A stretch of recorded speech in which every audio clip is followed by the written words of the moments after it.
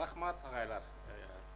Биринчиден ошол бүгүнкү күндөгү болуп жаткан окуя бир жума мурун Россияда эл аралык форум болду да. Ушул темада руханий суверенитет жана глобализация. 250 адам сүйлөдү. Ошондон 4-өн докладын окуп чыктым. Бизкине үндөш келет да. Аягында келип, ар бир улут өзүнүн руханий суверенитетин сакташ керек дейт. Культура деген сөз бул латындын колера, маданий руханий байлыкты сактоо менен ченелет да. Мен ошого байланыштуу кыргызга гана таандык кыргыздын 100 өзгөчөлүгүн сактап калдык. Алар эмнелер? Биздин бөлөк улутка окшош жактарыбыз ансы деле өнүгө берет. Бирок калпак кыргыздыкы гана да. Кепкени баары кет. Эгерде биз калпакты сактабасак, калпак жок болуп кетет. Жок ордо. Гандбол, футбол, волейбол, баскетбол өнүгө берет. Бирок ордону биз сактабасак, ордо кимден жок болуп кетет. Эмне үчүн 100 өзгөчөлүк? Быйыл автономия областынын 100 жылдыгы да ошого байланыштуу. Шарттуу гана. Калганын сиздер кошумчалайсыздар. Биринчи, кыргыздар борбордук ажада эң байыркы. Экинчи, кыргыздар турк цивилизациясынын сап башында турган. Үчүнчү, кыргыздар улуу кыргыз каганатын курган эл. Төртүнчү, кыргыздар дүйнөдөгү жандуу мана сепасын жаткан. Бешинчи, кыргыздар алдыга небере, чөбөрө, кыбыра 40 муун алдыга билет, 40 муун артка билген. Түрк дүйнөсүндө жалгыз эл. Кыргыздар айгүн календарын жараткан эл. Дүйнөгө кинода кыргыз кереметин жараткан эл. Кыргыздар атактуу Гүлүктү же Бүркүттү атактуу Баатыр сыяктуу даңктаган эл. Кыргыздар тегин билбегенди тентиген кул дейт. Кыргыздар байыркы жашоодо ыр менен жаан жадырып, ыр менен адамды арылаган эл. Кыргыздарда кыргыз деген сөз түрк деген сөздөн 7 кылым илгери жаралган. Мухаммед Хайдар кыргыздарды Моголстандын туарстандары деген. Кыргыздын тарыхында түрмө, карылар үйү болгон эмес. Эң чоң оор жаза элден чыгаруу болгон. Кыргыздарда гана төк макынды эч ким тие алган эмес. Кыргыздар кушка, жылкыга, адам баласына, жылкынын мойнуна, соорусуна, кулагына, маңдайына, көзүнө карап сын берип, жылкыга байланыштуу гана 800 сөз болгон. Кыргыздар мусулман доорунан 3400 жыл илгери жаралган эл. Кыргыздар Аккууну, Бүркүттү, Шумкарды, Көгүчкөндү, Кайыңды, Арчаны ыйык туткан. Кыргыздар бир сутканы 34кө бөлүп айткан.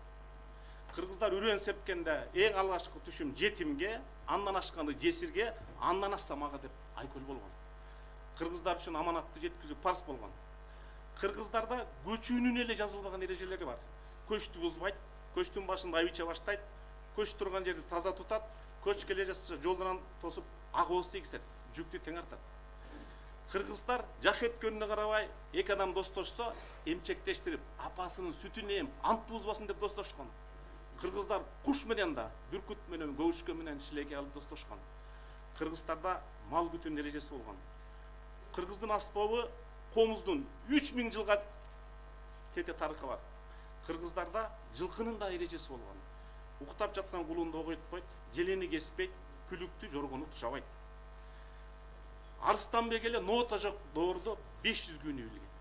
300-ün виноградов жасап алган, 200-ün унутуп калган. Бул не деген генетикалык эс тутум. Саякбай 23 күн тынбай манас айтып, бул дээрлик 7 миллион сапты билген. Кыргыздарда 7000 метр бийиктикте ашкан 3 чоку бар. Кыргыздарга рахмат айтуунун эле 40 түрү бар. Кыргыздар адамдын жаш курагын эле 57ге бөлүп айтат. Улуу кыргыз каганатында эле согуштун 63 ыкмасы, найзанын эле 31 түрү болгон. Кыргызда гана бар атаңды өлтүргөн кенеңди алып бер дейт. Кыргызда гана бар элиң менен бийиксиң, элиң жокто кейсиң дейт. Келдибек манас айтканда улук түндүктү бир күн, кийиз жабдууларды бир күн, алаги сырдакты бир күн айтты. Кыргыздарда чөптүн 700 түрүн дарылга пайдаланган. Кыргыздарда оюнун 3500 түрү бар, алардын ичинен 173 кыргыз окуй алат. Камчы өрүмдүн эле 5 түрү бар. Кыргыздар камчыны отко жакпайт, кыргыздар гана камчыны мойнуна илип кечирим сурайт. Кыргыздарда тамырдуу гармонунун эле 60 түрү бар. Бүркүттүн кыраакылыгын эле 65ке бөлүп айтат. Кыргыздарда улуттук тамак аштын 400 түрү бар. Улуттук оюндун 300 түрү бар. Кыргыздар асманда үркөр топ жылдыз пайда болгондо эле чөп бышатта билген. Кыргыздарда куда тоосунун эле 25 каадасы бар. Түрк элдеринен кыргыздар гана малды 12 жиликке бөлөйт. Кыргыздар бүлүктүн 18 түрүн аныктаган. Кыргыздарда чүкөнүн 51 аты, чүкө ойноонун 50ден ашык түрү болгон.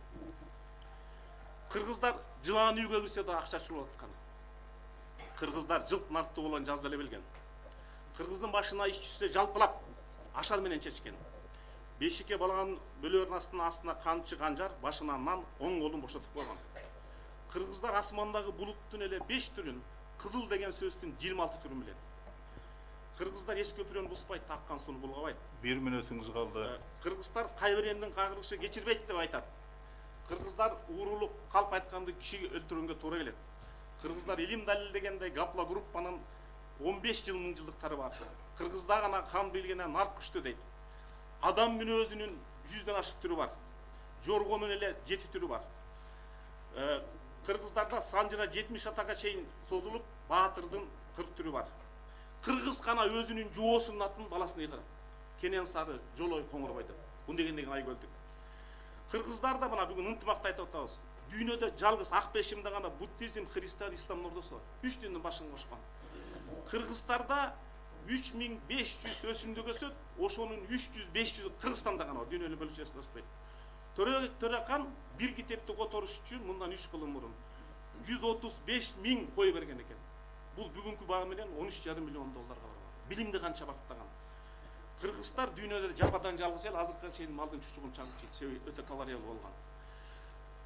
Кыргыздар түрк мусулман элдеринен жалгыз оза салган эл. Bir тару 1200'dan берет. Тару егинден 3 есе эрте башат. Муну Дастан Исаевич жазып берет. Талас дайрасын жегинде Атлак согушун билесиздер. 1269 жылы Чагатай өгөдө жуучу качкан 1 мүнөт калды. Дүйнөдө чийден жалгыз буюм жасаган кыргыздар. Чи кыргызчада чи, орусчада чи, англисчада чи. Кыргыздар акыркысы калды. Кеңеш сутун жазганына караганда дүйнөдө байыркы сөөктөн буюмду биринчи кыргыздар жасаган, чоюнду, жести, темирди биринчи кыргыздар жасаган, итти, жылкыны, бүркүттү биринчи кыргыздар үйрөткөн. Эң соңгусу кыргыздар эркеги кызын сыйлаган, кичүүсү улуусун сыйлаган, шакирти устатын сыйлаган, калкы каганын сыйлаган эл. Бул буларды жазууда мага Бартольдтун, Бериштандын, Дастан Исаевичтин жана Кеңеш суттун китептери жардам берди. Баарыңыздарга чоң рахмат. Улуттук байлык деген ушул.